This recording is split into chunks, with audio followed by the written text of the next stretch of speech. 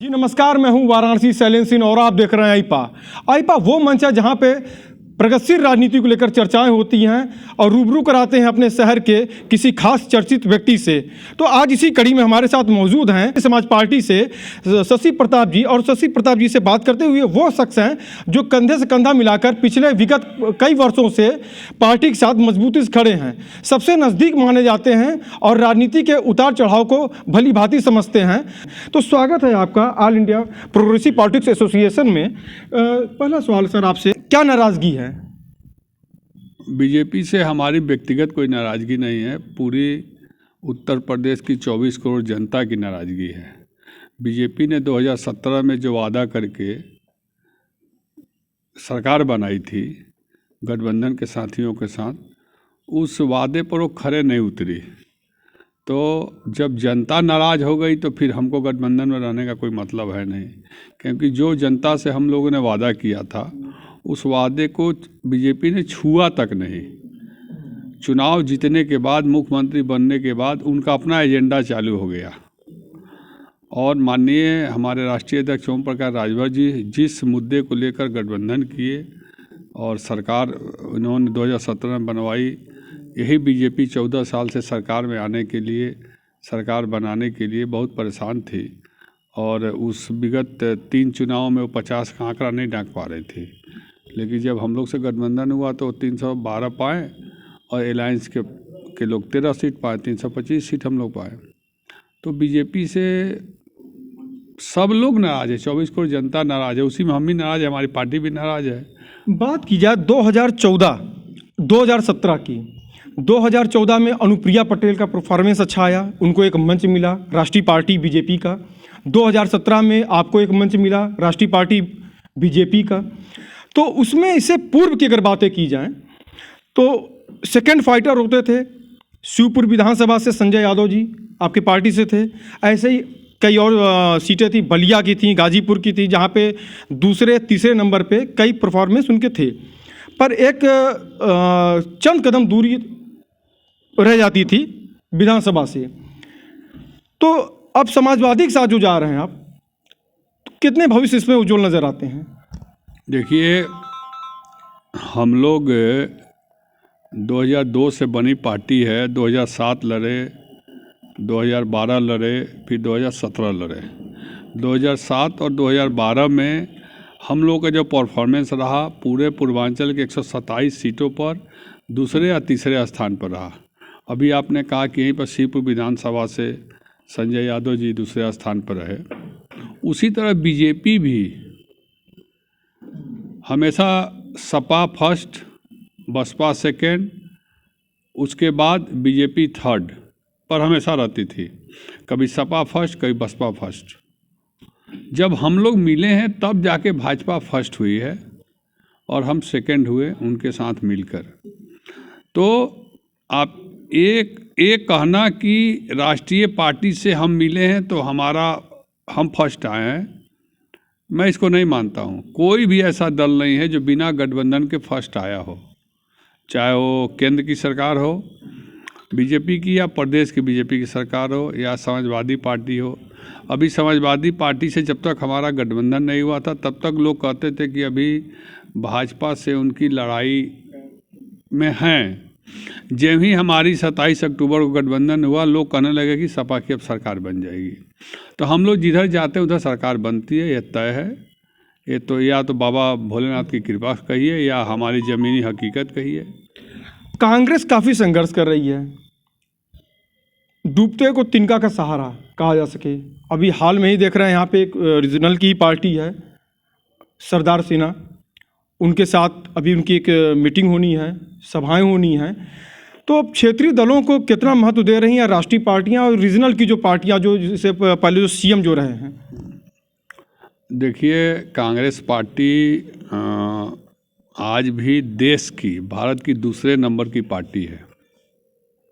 केंद्र में या कई प्रांतों में भी देखेंगे तो कांग्रेस की आज सरकार है और बीजेपी से कमज़ोर नहीं है। हाँ, बहरहाल उत्तर प्रदेश में थोड़ा वो कमज़ोर है, लेकिन मुझे विश्वास है कि आने वाले समय में 2024 तक कांग्रेस पार्टी मजबूत होगी और बीजेपी को टक्कर देने का काम जरूर करेगी। ओम प्रकाश जी बहुत बेबाक बोलते हैं।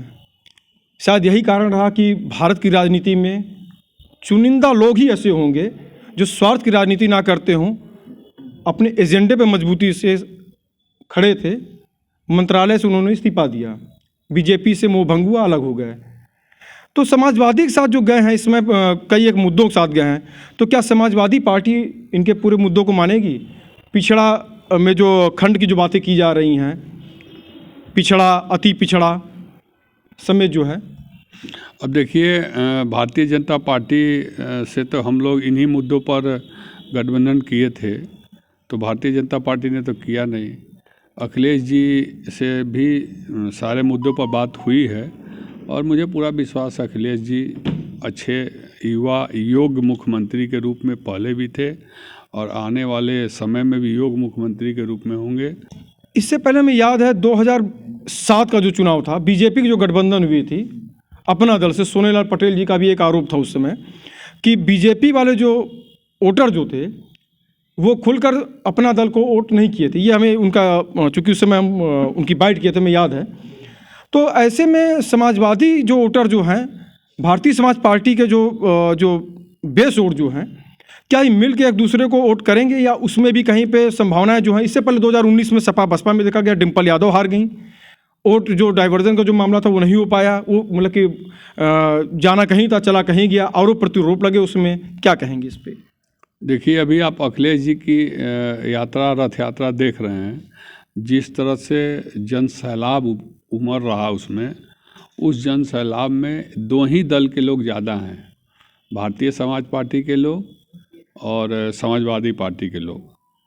तो यह कहना कि भारतीय समाज पार्टी के लोग समाजवादी पार्टी पे और समाजवादी पार्टी के लोग भारतीय जनता पार्टी पर वोट नहीं देंगे, ये मैं सोचता हूँ कि यह अनुचित है, क्योंकि इस सरकार से जितने लोग परेशान हैं, जितने लोग घायल हैं, जितने लोग पीड़ित हैं, शोषित हैं, सारे लोग इस सरकार के खिलाफ अखिलेश यादव और ओम प्रकाश राजभर के साथ जाने को तैयार हैं।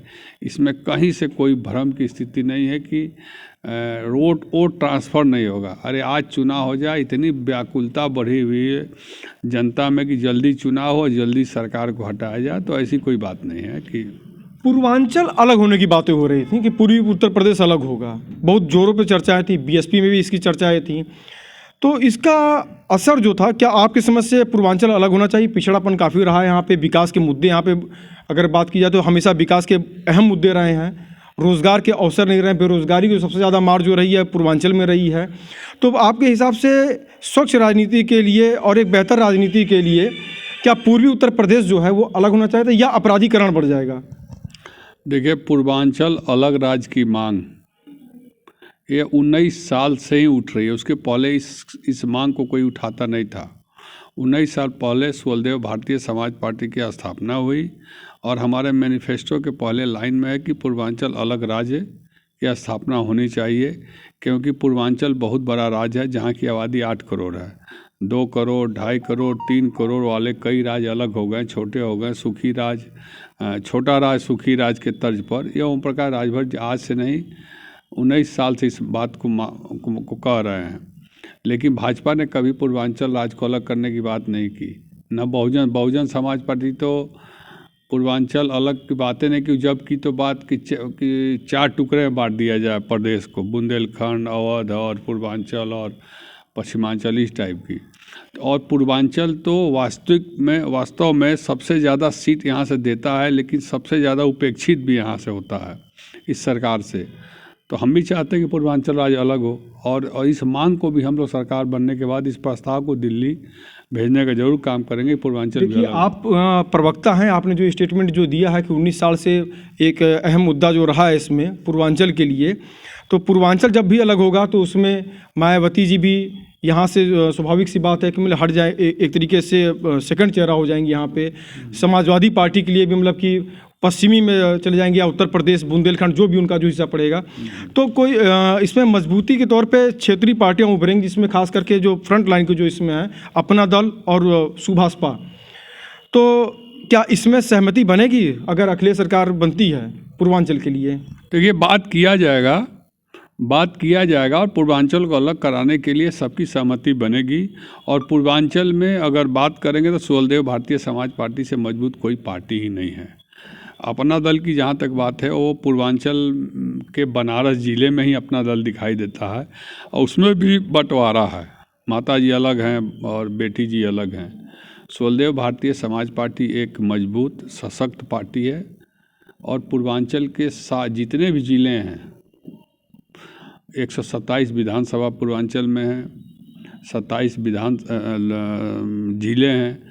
आप किसी भी ज़िले में चले जाएंगे जहाँ 50,000, 40,000, 60,000 हमारी पार्टी का वोट है, तो सबसे मजबूत हमारी ही पार्टी है। इसलिए हम लोग चाहेंगे कि सरकार अलग। और जहाँ तक अखिलेश जी और बाकी मायावती जी की बात है, तो सबकी राय से ही बात होगा, क्योंकि एक आदमी के कहने से थोड़े अलग राज हो जाएगा। ऐसा कहा जाता है कि पूर्वांचल जो है जब भी अलग होगा तो ये अपराधियों के हाथ में चला जाएगा, क्योंकि पूर्वांचल के कई यहाँ पे नामी गिरामी जो हैं, क्रिमिनल जो हैं यहाँ के हैं, जिनका पूरा सिक्का जो है, कहा जाता है कि पूर्वांचल में जिसका सिक्का चलता है उसका पूरे प्रदेश में सिक्का चलता है, उसके साथ कई अन्य प्रदेशों में भी उनका दखलंदाजी होती है। तो पिछड़ापन है, बेरोजगारी है, कैसे दूर करेंगे, क्या है इसके लिए, क्या उपाय आप लोगों ने सोचे हैं इसके लिए? देखिए, पूर्वांचल जब अलग होगा तो सबसे मजबूत नेता के रूप में ओम प्रकाश राजभर जी उभर कर निकलेंगे। और आप ओम प्रकाश राजभर जी का बयान भी कई बार सुने हैं, आज हमारे मुंह से ही बयान सुन लीजिए। जहाँ तक आपराधिकरण की बात है पूर्वांचल में, तो ओम प्रकाश राजभर से बड़ा आप जो भी समझ लीजिए, या तो अपराधी समझ लीजिए, गुंडा समझ लीजिए, दबंग समझ लीजिए, कोई नहीं है। क्योंकि वह ज़मीनी आदमी है, ज़मीनी हकीकत को जानते हैं। और पूर्वांचल राज्य अलग होने के बाद किसी का दाल यहाँ गलने वाला नहीं है जब तक ओम प्रकाश राजभर जी रहेंगे। कोई अपराधी फिर यहाँ शरण नहीं लेगा, वो सीधे कहीं अन्य स्टेट में जाकर शरण लेगा, पूर्वांचल में नहीं ले पाएगा। राजनीति की बात की जाए, जब चुनाव आते हैं, नज़दीक जब चुनाव होते हैं, तो भावनात्मक मुद्दों के साथ चुनाव होते हैं, मुद्दे बनते हैं भावनात्मक, स्थानीय। आपके हिसाब से किन मुद्दों के साथ जनता को वोट करना चाहिए, कैसे चेहरों पे वोट करना चाहिए? देखिए, मेरे हिसाब से शिक्षित व्यक्ति, योग्य व्यक्ति, बिना दाग का व्यक्ति और सुखी संपन्न व्यक्ति को चुनाव मैदान में आना चाहिए। ये भ्रष्टाचारी, बहरूपिया, इस टाइप के लोगों को नहीं आना चाहिए। दल बदलुओं को जनता न चुने कि जब सरकार में हैं तो उसके साथ, सरकार गई तो उसके साथ। ऐसे लोगों को जनता को अवॉइड करना चाहिए। उसी को चुनना चाहिए जो उनके बीच का व्यक्ति हो, उनके क्षेत्र का व्यक्ति हो, उनके दुख सुख में खड़ा होने वाला व्यक्ति हो, साफ सुथरी छवि हो, कोई क्रिमिनल रिकॉर्ड ना हो। ऐसे व्यक्ति को जनता को वोट देना चाहिए। अगर कोई क्रिमिनल टाइप का लोग चुनाव मैदान में आता है, धन पशु कोई आता है, बाहुबली कोई आता है, ऐसे लोगों को एकदम वोट नहीं करना चाहिए। मेरा जहाँ तक आईपा की मुहिम है जन जन तक पहुंचने के लिए, चूँकि आप यहाँ पे प्रवक्ता भी हैं सुभाषपा से, तो क्या कहेंगे आईपा की इस मुहिम को? ये आपका मुहिम मैं बहुत दिन से देख रहा हूँ और बहुत अच्छा मुहिम है। और इस मुहिम को आप गांव-गांव, घर-घर तक पहुंचाइए, सबसे संवाद कीजिए, सबसे पूछिए और इसको इतना बढ़ाइए कि एक एक आदमी जान जाए कि किसको वोट करना चाहिए, कैसे व्यक्ति को वोट करना चाहिए। और जहाँ तक सुहलदेव भारतीय समाज पार्टी का सवाल है, आईपा के साथ हमेशा सुहलदेव भारतीय समाज पार्टी खड़ी थी और आगे भी खड़ी रहेगी। तो आप तो हमारे साथ शशि जी, जिन्होंने बहुत ही बेबाकी से पूरे जवाब दिए। वाराणसी से शैलेंद्र सिंह।